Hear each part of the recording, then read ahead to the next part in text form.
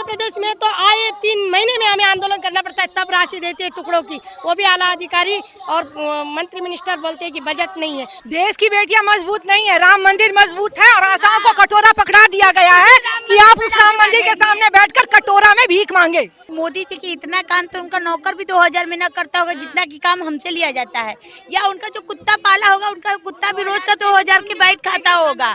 दोस्तों नमस्कार, विकल्पवाणी सच्चाई की खोज में आपका स्वागत है। इस समय विकल्पवाणी की टीम दिल्ली के जंतर मंतर पर मौजूद है। मेरे इस तरफ आप देखेंगे सैकड़ों की तादाद में ये महिलाएं आवाज़ उठाने आई हैं। ये महिलाएं कौन हैं? ये आशा वर्कर और संगनिया हैं। ये सभी लोग अपनी आवाज़, अपने दर्द को उठाने के लिए केंद्र सरकार के सामने यहाँ पर आई हैं। इनसे बातचीत करेंगे और इनके दर्द को, इनकी समस्याओं को और इनकी मांगों को समझने की कोशिश करेंगे। आप हमारे साथ बने रहिए। विकल्पवाणी सच्चाई की खोज। अच्छा, एक बात समझाइए, जो आशा वर्कर हैं और उनकी संगनियां हैं, उनका क्या काम है आपके अपने अपने इलाके में? संगनी का ये काम है कि अपनी 20 आशाओं का विजिट करना, उनका लेखा जोखा रखना, वो क्या कर रही हैं क्षेत्र में, कैसे कर रही हैं, उनका सारा टारगेट, सारा बाउचर, उनके पैसे की जिम्मेदारी, उनके कार्य की जिम्मेदारी, क्या कर रही, कैसे कर रही हैं, बस उसको देखभाल करना। आपका काम है कि आशा वर्करों के काम की निगरानी करना और उनकी समस्याएं जो आती हैं, फेस आउट होता है पब्लिक के बीच, उसको हल करना। अब मैं आशा वर्कर से समझ लूँ, आपका काम क्या है? हमारा आशाओं का काम है कि सबसे पहले जब हमें गर्भवती मिलती है, 8 दिन हो चाहे 10 दिन हो या 15 दिन हो, हम उसका पंजीकरण करते हैं। फिर अपनी एनम बहन जी से उनके टीका वगैरह लगवाते हैं। 9 महीने तक हम उसकी सेवा करते हैं। कभी वो आयरन की गोली मांगती है, कभी वो कैल्शियम की मांगती है, उसकी पूरी जांच करवाते हैं। अगर कोई हमारी आशा HRP है, यानी कि खतरे वाली आशा, वो गर्भवती है, तो हम उसको स्वास्थ्य विभाग पर ले जाकर उसकी सारी जाँच कराते हैं। कुछ स्वास्थ्य विभाग में सारी जाँचें नहीं होती हैं, फिर हम उनकी प्राइवेट भी जाँचें कराते हैं। उसके बाद जब उसका प्रसव का टाइम आता है तो हम उसके घर चक्कर लगाते हैं कि ये हमारे साथ स्वास्थ्य विभाग यानी कि सरकारी हॉस्पिटल में हमारे साथ चले। जैसा कि 2006 में आशाओं को मात्र 4 काम के लिए रखा गया था। मातृ मृत्यु दर और शिशु मृत्यु दर पर कंट्रोल करने के लिए, गंभीर बीमारियों से बचाने के लिए, बच्चे को सुरक्षित करने के लिए और समाज को जागरूक करने के लिए। इसके अलावा आज मोदी सरकार हमें एक डाटा ऑपरेटर के रूप में बिठा करके रखी है। चाहे वो जनगणना करना हो, आयुष्मान कार्ड बनाना हो, आभा कार्ड बनाना हो या फिर कोविड की एंट्री करनी हो, मतलब कि एक 8वीं पास 12वीं पास आशा को आपने 2000 में रखा सन 2006 में कि आप केवल समाज के लोगों को सामाजिक तौर पर जागरूक करेंगी, और आज हम बिना पढ़े लिखे हुए या पढ़े लिखे हुए डाटा ऑपरेटर की तरह काम कर रही हैं। क्यों? अगर आप एक बैंक में एक डाटा ऑपरेटर रखते हैं जो कंप्यूटर पर काम करता है, उसकी सैलरी 50,000 रुपये मंथली है, और आप हमसे 2000 रुपये में क्या क्या करवाना चाहते हैं, एक लिस्ट बनाकर हमें दे दीजिए। मोदी जी की इतना काम तो उनका नौकर भी 2000 में न करता होगा जितना की काम हमसे लिया जाता है, या उनका जो कुत्ता पाला होगा उनका कुत्ता भी रोज का 2000 की बाइट खाता होगा। लेकिन हमको 2000 की दिहाड़ी मजदूरी पे 1 महीने के लिए रखते हैं, और जब पैसा देने का टाइम आता है तो क्या कहते हैं कि हमारे पास बजट नहीं है। उनकी ये सुनने को मिलती है, जब हम लोग धरना प्रदर्शन करते हैं तो हम लोग के लिए बजट आती है, तो हम लोग जानना चाहते हैं कि हम लोग के देने के लिए उनके पास क्या है, वो खुद बता दें। मेडिकल सेक्टर के अलावा भी आपको काम, क्योंकि मेडिकल सेक्टर से ही जुड़ा हुआ है, इसके अलावा भी कोई और तरह के विभाग का काम भी मिलता है? हाँ जी, बिल्कुल मिलता है। जैसे अभी BLO का काम है, उसमें भी हमको लगा देते हैं। अभी जैसे इलेक्शन में ड्यूटी है, उसमें भी हमें लगा देते हैं, लेकिन उसका हमें कोई पे नहीं मिलता है। तो अभी कुष्ठ रोग का सर्वे भी करवाते हैं, संचाई रोग का भी सर्वे कर, जैसे डेंगू मलेरिया वाला, लेकिन उसके लिए तो अलग टीम होनी चाहिए। वो भी हमें क्यों दे दिया गया? तो वो भी फ्री है, उसका भी हमें कोई पैसा नहीं मिलता है। एक बात बताइए, आपने जिस तरह से कहा कि हमारे पास बहुत सारे काम हैं, क्या आपके काम में ऑनलाइन काम भी शामिल है? हाँ, ऑनलाइन अब सब काम ऑनलाइन हो रहा है, सब काम ऑनलाइन हो रहा है। किस तरह के काम है ऑनलाइन में? ऑनलाइन में जच्चा बच्चा को चढ़ाना, टीकाकरण चढ़ाना, NCD चढ़ाना, बहुत सारे आयुष्मान कार्ड बनाना, आभा कार्ड बनाना, बहुत सारे काम हमें ऑनलाइन दे रखे हैं सरकार ने।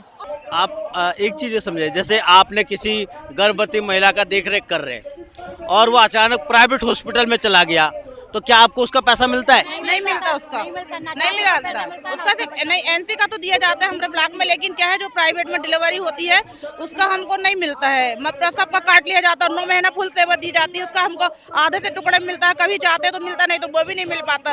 कई माताएं जो मायके चली जाती डिलीवरी के बाद, उसका वो भी नहीं मिल पाता हमको। फिर जो आप लोगों का वेतन है इस समय कितना है? ये हमारा आशाओं का वेतन 2250 है। 2250 एक हमारी राज्य सरकार से आती है, 1500 हमारा एक केंद्र सरकार से, ऐसे करके आता है। लेकिन वो भी हमारा टाइम पे नहीं आता, वो भी आपका टाइम पे नहीं आता। वो हमारा 3-3 महीने 4-4 महीने रोक देते हैं, तब हमारा मिलता है। क्या हमारे घर में बच्चे नहीं हैं? क्या हम घर की गृहिणी मतलब 3000 में काम चलाएंगी? जब जितना काम करवा रहे हैं उसके अकॉर्डिंग हमें पैसा तो दीजिए।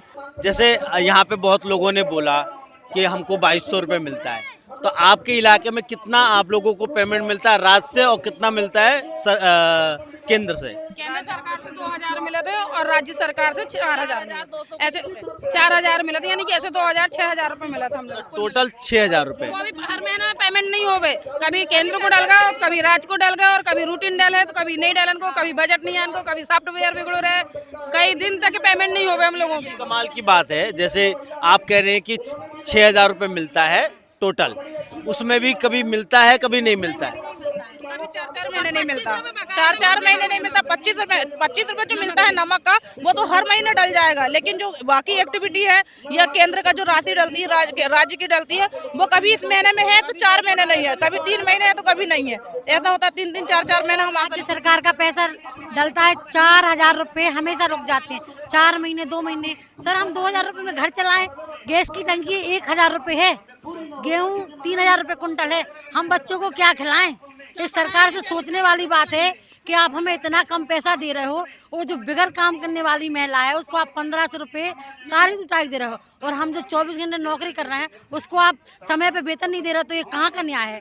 2000 रुपए में अभी खाने वाले बैठे हुए हैं, ये एनएम से लेके ऊपर तक, CCPM से लेके ACMO तक, MOIC तक। हमको जो 2000 का वेतन मिलता है, गवर्नमेंट से ये मांग है कि हमारे से जब काम डायरेक्ट लिया जाता है, हमारा पेमेंट डायरेक्ट हमारे खाते में आए, न कि टुकड़ों में बंट करके अधिकारियों के पास जाए।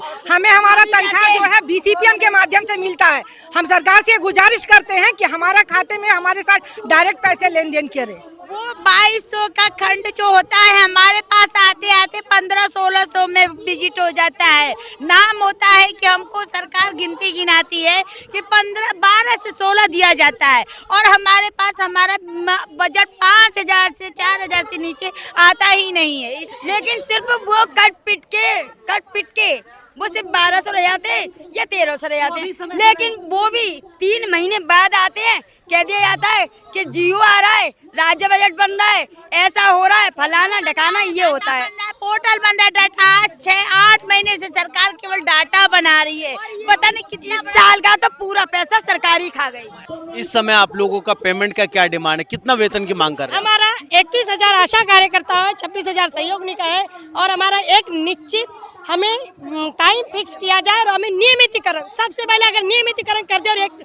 हमारा निश्चित वेतन कर दे, तो हमें पूरी सुविधाएं अपने आप मिल जाएंगी, और हम सरकार का कार्य खुशी खुशी करेंगे। बिल्कुल हमारी बहन रोड पे नहीं दिखेगी, लेकिन सरकार इस बात के वादे से मुकरे ना। उनने वादा किया था 2012 में, आशाओं के लिए हम एक्शन लेके बिल्कुल एक निश्चित मानदेय करें, लेकिन आज सरकार भूल गई, वादा खिलाफी है। जैसे इलेक्शन हुआ तो अलग अलग पार्टी के लोग तो आपके पास ही आते होंगे, है ना? ये तो मुझे भी लगता है, क्योंकि आपको पता है कि हर घर में कौन वोटर है, तो उनको आप नहीं कहते कि भैया मैं उसकी तकलीफ सुनने जा रहा हूँ, मेरी भी तकलीफ सुन लो। बोला जाता, लेकिन हमको बिल्कुल नहीं सुनते हमारी। हर चूल्हे हर आंगन से रिश्ता है, मतलब हम एक मुखिया के तौर पे गांव में काम करते हैं, लेकिन वोट इतना बुरे तरीके से दबाया जाता है कि हम लोगों को बाहर खड़ा कर दिया जाता है वोटों के टाइम पे। मतलब वोट वाले तो पहले से ही, अगर वो 1500 आज सरकार है, वो 1500 की बदौलत है, आप तो हमें गर्दन कलंक करते यही बोलेंगे। अगर आज बीजेपी की सरकार है, 1500 रुपये वजह से है। 1500 की वजह से मतलब जो महिला को 1500 रुपये मिल रहे हैं, महिला बोलती है जो हमें खाने दे रहा है हम उसको वोट देंगे, जाहिर सी बात है। लेकिन अब वो भी हताश हो चुकी हैं। अब गांव की महिला भी बोल रही है कि लाडली बहना दे रहा है, मक्के का रेट गिराया, ये गिराया, वो हमारा गला काट के हम ही को दे रहा है। बोले कौन सी सरकार हमको दे रही है? महिला ये भी बोलती है गाँव में। एक चीज़ और समझाइए, जैसे ये बात तो समझ में आती है कि भाई नेता आते हैं, आप लोग काम करते हैं। जब कोई बड़े नेता की रैली होती है तो आप लोगों को बुलाते हैं कि आपको जाना है उसमें? वहाँ जाके खड़े रहना पड़ता है। इसमें नहीं बुलाते, इतना बिना ड्रेस के लिए बुलाते हैं हम लोग को। आज तक ड्रेस में मतलब रायसेन में यादव जी का कार्यक्रम हुआ, शिवराज मामा जी का हम लोगों को बिना ड्रेस बुलाते हैं, आज तक ड्रेस में नहीं बुलाया। और इतना दबाव रहता है, गांव से महिलाओं निकालो सवेरे 6 बजे से 5 बजे रात उठ के बस भरवाओ। बस में खाना की ड्यूटी हमारी रहती है, लेकिन ड्रेस नहीं रहती हमारी। शिविर भी रहता है, एक नाम के लिए शिविर रहता है, वहाँ आशा लोग को भीड़ बढ़ाने का काम करवाते हैं। कोटवार से पहले मुनादी से बुलवा लिया जाता था, लेकिन आज कोटवार का भी कोई वो अहम भूमिका नहीं रही। आशा की भूमिका है कोटवार से ज्यादा कहीं गाँव में। हम आशा को बोलते हैं कि पूरे हितग्राहियों को बुलाना, छोटे को बुलाना, बड़े को बुलाना, भीड़ बढ़ाने का काम आशा से किया जाता है। कार्यक्रम देख लो ना, तो आंगनबाड़ी ड्रेस में मिलेगी ना आशा मिलेगी। मतलब ड्रेस में सिर्फ आम जनता, मतलब भीड़ हम लोगों की है और नाम आम जनता का है। बोले जाते हैं कि पंचायत वाले भी दबाव देते हैं कि तुम लेके आओ, इतनी महिला लेके आओ, 10 लेके आओ कि 20 लेके आओ तुम, बस हो गई, हम कुछ नहीं जानते। ये अक्सर सुनने में आता है कि जो सरकार के अधीन काम करने वाले, चाहे स्कीम वर्कर हो या चाहे कर्मचारी हो, टीचरों के साथ भी होता है कि भाई आप बिना ड्रेस के आ जाना, आप भीड़ दिखा देना। लेकिन वो नेताजी कभी आप लोगों के दिल की बात सुनते हैं? नहीं सुनते, उनके पास टाइम ही नहीं। दिल की बात सुनते तो आज हमारी जो कंडीशन नहीं रहती कि नमक रोटी खा रहा है हम लोग। क्या आप लोग पेंशन की एक डिमांड, आप लोगों का हेल्थ की डिमांड कर रहे हैं, आप लोगों को बिल्कुल नहीं मिलता है? बिल्कुल नहीं मिलता है, क्योंकि ये हमने देखा है, ये 5 लाख जो बीमा तुम जो आयुष्मान वाले चला रहे, तो आम जनता में हमें कोई फर्क नहीं है क्या? हम जनबूथ में सेवाएं दे रहे। एक हमारी आशा थी, एक्सीडेंट हुआ, हमारे संगठन ने कलेक्शन करके उस बहन की आज जान बचाई है। ये स्थिति हमारे साथ है, क्या इनका दायित्व तो नहीं है? कुछ भी नहीं मिलता हम लोग का। पहले से कटोरा मोदी ने पकड़ा रखा है, मरेंगे वही कटोरा लेके सड़क पे मरेंगे। हमें कटोरा मिला हुआ है, बराबर मांगते चले आ रहे हैं, चिल्ला रहे हैं कि हमारे रिटायरमेंट के बाद कुछ नहीं तो 10 लाख का मुआवजा दिया जाए। ना हमारी उत्तर प्रदेश सरकार सुन रही है, ना हमारी केंद्र सरकार सुन रही है। बस काम पे काम, काम पे काम, काम पे काम। अभी बीएलओ का काम करवाए हैं, उसमें भी हमारी आशा बहन को झोंके हैं। आज पोलियो चल रहा है हमारे उत्तर प्रदेश में, पोलियो बहिष्कार करके हम लोगों ने बहिष्कार भी नहीं किया। कहा कि 3 दिन के लिए हम दिल्ली जंतर मंतर में जा रहे हैं अपनी आवाज को उठाने के लिए। तो इन लोगों ने लागू कर दिया कि जो बहनें जा रही है दिल्ली जंतर मंतर, उनको निकाल के बाहर फेंक दिया जाएगा। ये तानाशाही सरकार ये कहती है कि बेटी बचाओ बेटी पढ़ाओ की नारा लगाती है, नारी का सम्मान करते हैं। मैं पूछना चाहती हूँ सरकार से कि क्या हम सब किसी की नारी नहीं है, किसी की पत्नी नहीं है, किसी की बेटी नहीं है? और हम आशाएं इतना असुरक्षित हैं कि अगर रात को हम जिले पर अपना मरीज लेकर के जाती तो शायद जिले पे उस मरीज को बेड नसीब हो जाता। हमें बैठने के लिए कुर्सी नहीं है। यही नारी सशक्तिकरण मोदी जी ने हमें किया है। उनका कहना है कि मरने के बाद तुम ये प्रूफ करो कि तुम ड्यूटी पे हो या अन ड्यूटी पे हो। तो एक आशा के संग में एक ड्यूटी मॉनिटर और ये लगा दिया जाए, तब तो पता चलेगा कि हम ड्यूटी पे हैं या अन ड्यूटी हैं। तब तो उनको पता चलेगा कि मरने के बाद भी उस आशा को प्रूफ करना पड़ेगा कि हम ड्यूटी पे थे कि ड्यूटी से बाहर थे। तो वो मरने वाली आशा कैसे प्रूफ करने आएगी कि वो ड्यूटी पे मरी है या अन ड्यूटी मरी है? तो जब आशा के घर में अगर कोई भी कुछ भी हादसा हो जाता है तो ऊपर से अधिकारी भी उससे कहते हैं फोटो खींच के भेजो। तो हम भैया हमको योगी जी से जितने भी हम लोग पे नियम और मॉनिटर और डीसीपीएम लगा रहे हैं, तो एक मॉनिटर छोड़ दे पता लगाने के लिए कि आशाएं कैसे मर रही है, ड्यूटी पे मर रही है या बाहर मर रही है। क्योंकि उनको भी मालूम है कि मेरी ड्यूटी 24/7 की है, मतलब मेरी ड्यूटी 24 घंटे की है, 7 दिन की है। तो 7 दिन में तो वो ऑन ड्यूटी हो कहाँ से रही है कि मरने के बाद वो सवाल कर रहे कि आशा ड्यूटी पे मरी है, ऑन ड्यूटी मरी है। आपने इस मांगों को लेकर अपने क्षेत्र में या पूरे देश भर में किस तरह के आंदोलन चलाएं, थोड़ा समझाइए। बिल्कुल, हमारे यहाँ अंधाधुंध आंदोलन, अभी पंजाब में इतना बड़ा आंदोलन चल रहा है आक्रोश के तौर पे, अभी राजस्थान में हुआ है, अभी हमारे मध्य प्रदेश में तो आए 3 महीने में हमें आंदोलन करना पड़ता है, तब राशि देती है टुकड़ों की। वो भी आला अधिकारी और मंत्री मिनिस्टर बोलते हैं कि बजट नहीं है। तुम्हारी लाडली बहना समय पे आती है और हमारे लिए पैसे नहीं है। हम 24 घंटे सेवाएं दे रहे, 24 आवर्स। बच्चों को बाद में लेके सोते हैं, मोबाइल पहले लेके सोते हैं कि हितग्राही का कोई फोन ना आ जाए। आधी रात को चले जाते हैं, सामने की थाली छोड़ के जाते। किसके लिए? तुम्हारी योजना पहुंचाने के लिए और जनता को सुरक्षित करने के लिए। हमारी सुरक्षा क्या है? ये सरकार हमारे साथ अन्याय क्यों? एक आंगनवाड़ी में 2 चेयर लग रही है, वही आंगनवाड़ी को 15,000 दे रहा, तो वही आशाओं के साथ अन्याय क्यों? वो एक आंगनवाड़ी में न्याय संगत नहीं, विसंगति है हमारे साथ, शोषण है। बहुत अधिक शोषण है हमारा।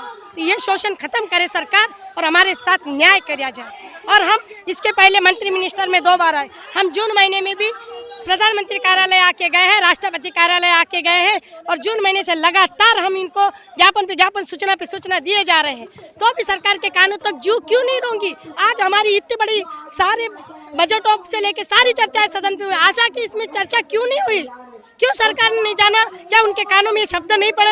आवेदन निवेदन करके हमने उनको जून महीने से अभी तक अवगत कराया, एक्शन नहीं लिया, इसलिए रोड पे उतरना पड़ा। और अब भी नहीं लिया तो सदन घेर लेंगे, फिर ना कहें। दोस्तों, अभी आप लोगों ने आशा वर्कर और उनके लीडरों की बातों को सुना।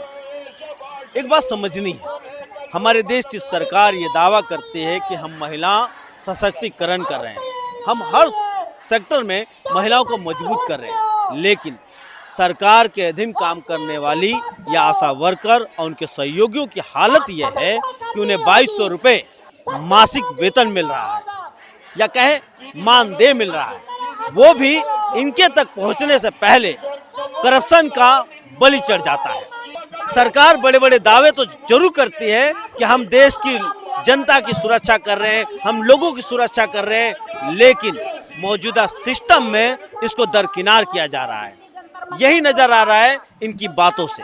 एक बात और, अक्सर मैं देखता हूं और आप सब हमारी वीडियो में जानते होंगे, सुनते होंगे कि यहाँ जो भी प्रदर्शन करने आते हैं वो एक बात जरूर कहते हैं कि जब हम अपनी आवाज़ उठाने के लिए सरकार के समक्ष आए हैं, तब हमारे अधिकारियों ने, हमारे मालिक ने ये कहा है कि अगर आप लोग यहाँ पे प्रदर्शन करने गए तो आपको काम से निकाल दिया जाएगा। ये लोग भी वही आरोप लगा रहे हैं। कहा जाता है कि ये दुनिया का सबसे बड़ा लोकतंत्र है, जहां कोई भी किसी भी समय अपनी मांगों को लेकर, अपनी तकलीफों को लेकर आवाज उठा सकता है। और ये लोग जिस सरकार के पास आए हैं, इस सरकार को चुनने में इन्होंने योगदान किया है, लेकिन अपनी ही सरकार के पास, अपने ही देश की राजधानी में आकर आवाज उठाने के लिए इन्हें काम से निकालने की धमकी मिल रही है। तो समझना है ये किस प्रकार का लोकतंत्र है जहां लोगों को आवाज उठाने से भी रोका जाता है। ये किस प्रकार का लोकतंत्र है जहां कहा तो जरूर जाता है कि हम मजदूरों के अधिकारों की सुरक्षा करते हैं, लेकिन हो नहीं रहा। जमीनी स्तर पर वो सब गायब है। मजदूरों को ना तो उनके मेहनताना मिल रहा है, ना मजदूरों को उनके हेल्थ की सुरक्षा मिल रही है, और ना ही मजदूरों को उनके बुजुर्ग अवस्था में उनके लिए कोई पेंशन जीने लायक मिल रहा है। इनकी बातों को सुनकर इनकी मांग बिल्कुल जायज लगती है। इसके बारे में आप क्या सोचते हैं, आप क्या समझते हैं, कमेंट कीजिए और देखते रहिए विकल्प वाणी, सच्चाई की खोज।